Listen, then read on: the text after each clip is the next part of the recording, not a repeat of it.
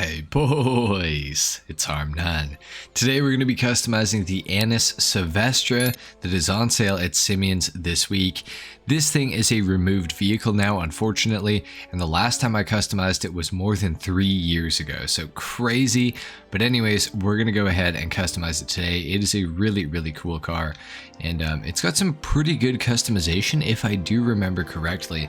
And a fun fact about this car, first of all, is that it can have weapons added to the front round machine guns, which is pretty cool. But the second fun fact is that it is actually the first car that was ever done in a customization battle with NPC and we did it about 3 years ago. So way before NPC started actually doing YouTube and stuff like that, which is pretty crazy. So anyways, let's go ahead and start off with the armor. We're gonna go all the way up on that. Brakes, all the way up on those as well.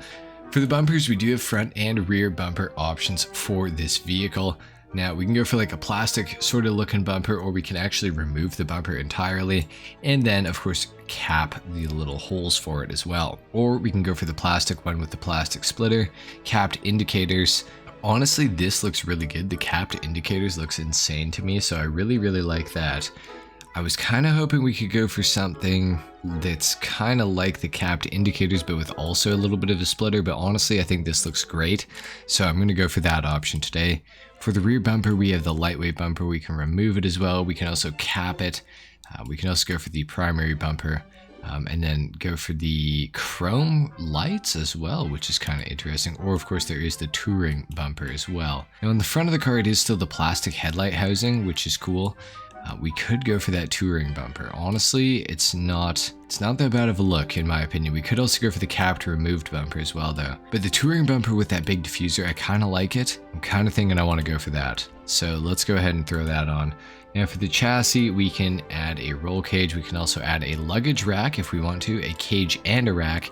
We can also go for some lightweight louvers, primary louvers as well, or some race spec, which is the lightweight louvers plus the roll cage. We can also go for the rack and louvers, or we can go for all three of those things. Now, I'm not a big fan of louvers, but on this car, I feel like it's actually pretty tasteful because it's kind of era fitting. So I am actually going to go for the lightweight louvers on this thing for today at least. For the engine, we're going to go all the way up on that. For the exhaust, we have a few different options here. We got the stock exhaust, race exhaust.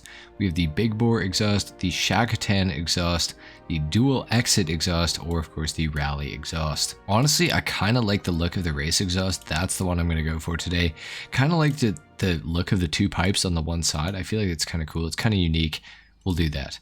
Now for the fenders, we can go for some skinny fenders if we want to, which aren't actually any skinnier. They're just differently shaped, which is interesting. They're the same width though, so interesting. We also have those in a lightweight setup, a secondary setup, primary wide body fenders as well, so making them a little bit bigger. We could also go for the secondary version of that, the rounded fenders or the GT fenders. I actually really like the GT fenders.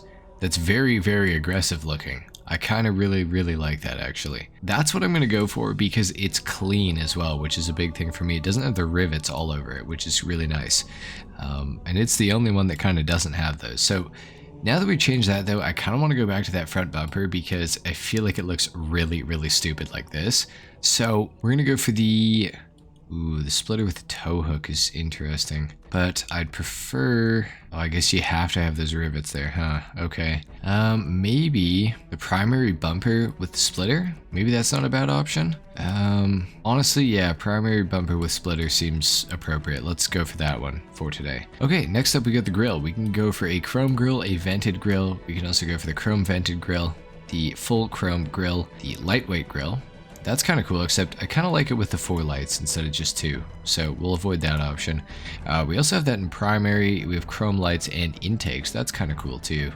We also have lights and intakes, a grill spoiler as well, chrome intakes all the way across, blacked out intakes as well. That's kind of sweet looking. Honestly, I kind of like stock the best. I'm not gonna lie. I feel like it is really clean, and a lot of the other ones are not very clean. I'm gonna keep it stock. Kind of boring, but it is what it is. For the hoods, we got stock, we got secondary, we got carbon. I don't like how the carbon is laid out on this hood, so we're not doing that one. Could go for the vented hood, could go for the side vented hood. The secondary side vented hood is cool as well. I mean, it's the same thing. Or we have the exposed turbos, which is also pretty sweet. Don't think that I really want to go for it today. Not gonna lie, I just don't think that it's kind of the wave. I'm gonna go for the vented hood today. I think it's gonna look pretty good, so we'll do that. For the lights, we will go xenon. We will also go ahead and throw the neon kit to lower the center of gravity of the car just ever so slightly. We also have a livery for this thing, which consists of a yellow stripe. That's cool. We also have the Savestra livery. We have the white stripe, which just goes right there. It's more of a cream stripe.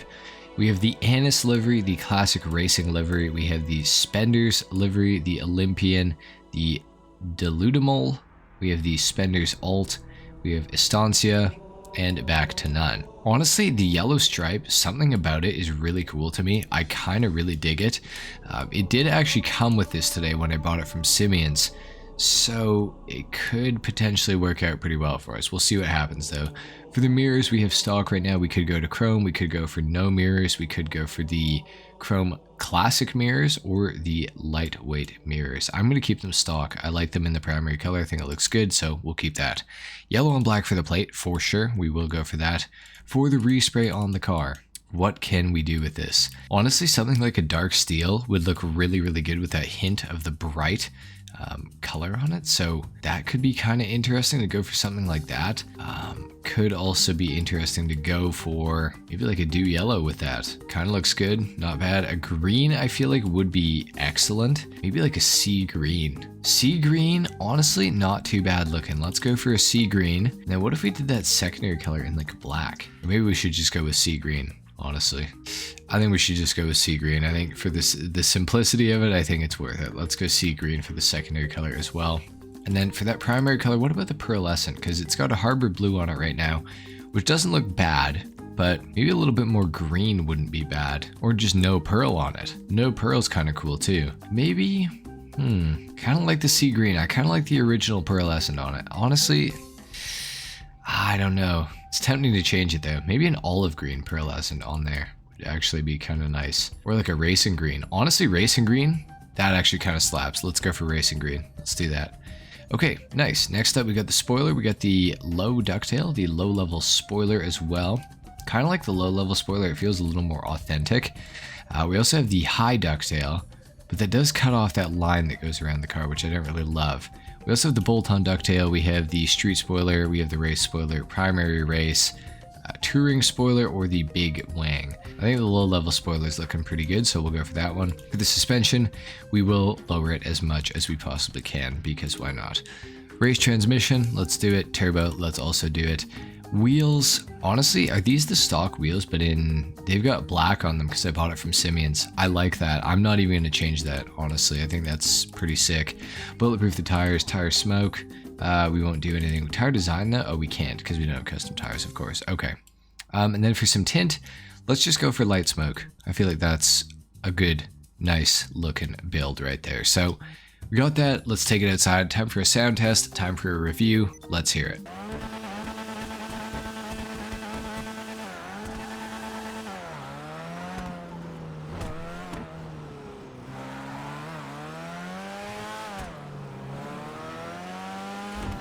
I feel like it sounds pretty good actually. It's not bad. It's definitely got an interesting like backfire sound. When it actually spits the flame, it sounds really, really good. It kind of reminds me a lot of the LG Retro Custom, in fact, which is pretty cool. I'm definitely a fan of it. I definitely think it sounds pretty good. Like, it's not the greatest sounding car I've ever heard, but it's far from the worst. So I'll give it an okay. It's a pass for sure. Sounds pretty decent. Now, as far as it drives, it's been so long since I've actually drove the Savestra. I can't even really remember what this car is like, but so far it feels pretty good actually. It's not bad. I'm almost feeling like this thing might have a bit of engine resistance. I cannot remember what update this came out in, but it almost feels like it has engine resistance, but I don't think that it actually does. I think that it just sounds faster than it is actually traveling. So it's kind of like Honda Civics and stuff like that generally. So that's not bad. As far as the performance goes, the tail end really wants to come around on you, but not enough to actually just fully swing out.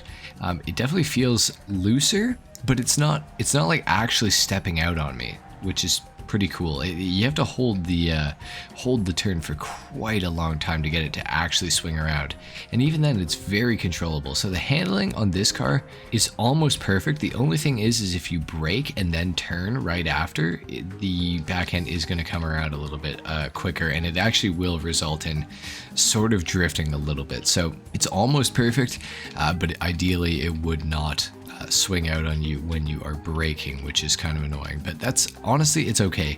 I would say the handling on this thing is actually pretty good. It goes very well through the corners, it has a good response, and it's got oversteer, which is way better than understeer. I'd take it over understeer any day. So honestly, handling not too bad. Speed, not very good. The acceleration is kind of weak on this thing. I'm not expecting it to be, you know, the fastest car ever, but I'm telling the truth, it's not that good in comparison to a lot of other cars in GTA.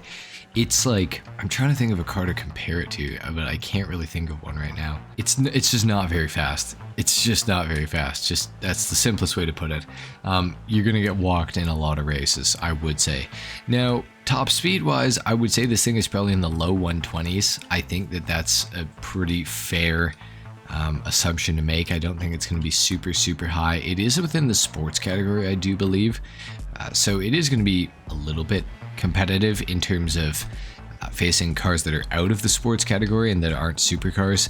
It's going to be okay, actually. It's going to be faster than the average car in GTA, but in the sports category, it's definitely going to be slow. That's for sure. It's not going to be as fast as some of the top dogs like the Italian GTO, stuff like that. Not that you should be expecting it to be in the first place, but again, that is just the truth. It's not that quick. However, customization-wise, it's excellent. I would say it's pretty good. It's got a lot of nice stuff you can do. A little more customization would have been cool, but it had enough. Honestly, I think that this thing will suffice for most people. I like the look of it. I like how it drives. Not the fastest car ever. The acceleration is a little on the weaker side, but not everything's about speed all the time. But again, this is just a fact. It's just not that quick. Still a very good car though. Definitely one that I would recommend looking into while it's at Simeon's this week.